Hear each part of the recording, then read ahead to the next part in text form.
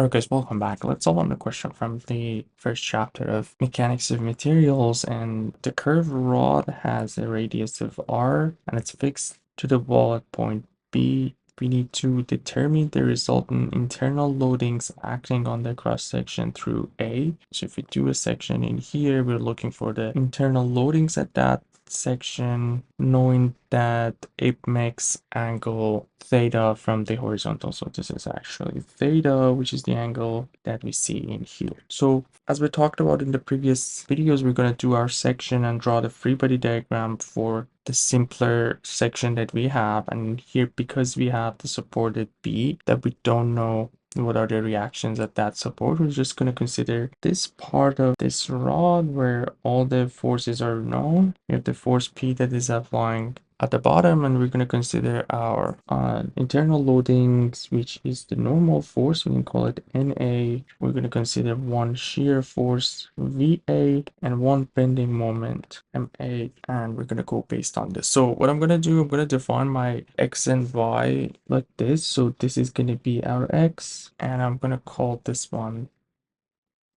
our y-axis, and basically we need to resolve the p in these two axes too. And for doing that, because this angle is theta, this angle right here would be theta as well, again based on the trick that we discussed over and over when we have two angles where each side is perpendicular to the other one. So we have this one perpendicular to this and this one to that, so these two angles are the same. So we have the same thing in here, this one and sorry, this one and this one. So these two angles are the same. All right, so now all we need to do is just to use our equilibrium equations.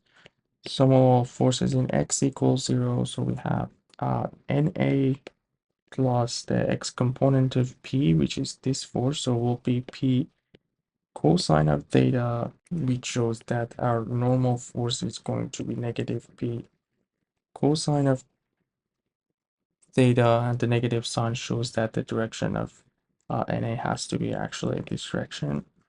So that's our first internal loading. Gonna do sum of all forces in y equals 0. So we have VA positive, we have the y component of the P, which is this force.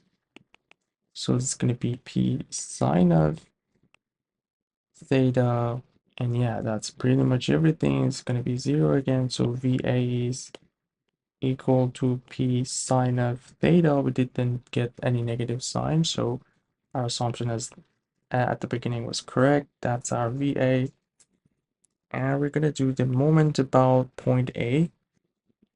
Remember that we have the sign convention of counterclockwise positive, and we're gonna get rid of all the at the moment of NA and VA because we are exactly at that point, but we have the bending moment, or our MA, which we assume is counterclockwise, so positive. And also we have the moment of the force P, and what we are interested is the vertical distance from A to the line of action. This so this is the line of action of the force P, and we are looking for this distance, which if we continue here, we are looking for this distance here. And finding that distance is not actually very hard because we know this is basically a radius. And for finding this part, we just need to look at this right triangle that I'm highlighting in green. So basically the base of that right triangle is going to be r cosine of theta. So the blue part that we're looking for is basically r minus r cosine of theta. So first of all, the moment we can see about A is going to be clockwise, so it's going to be negative. The force is P, and the distance would be r.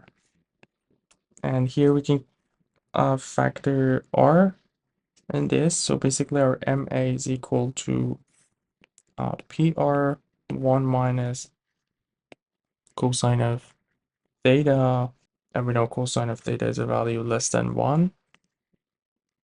So our assumption for the direction of MA, which was counterclockwise, was positive.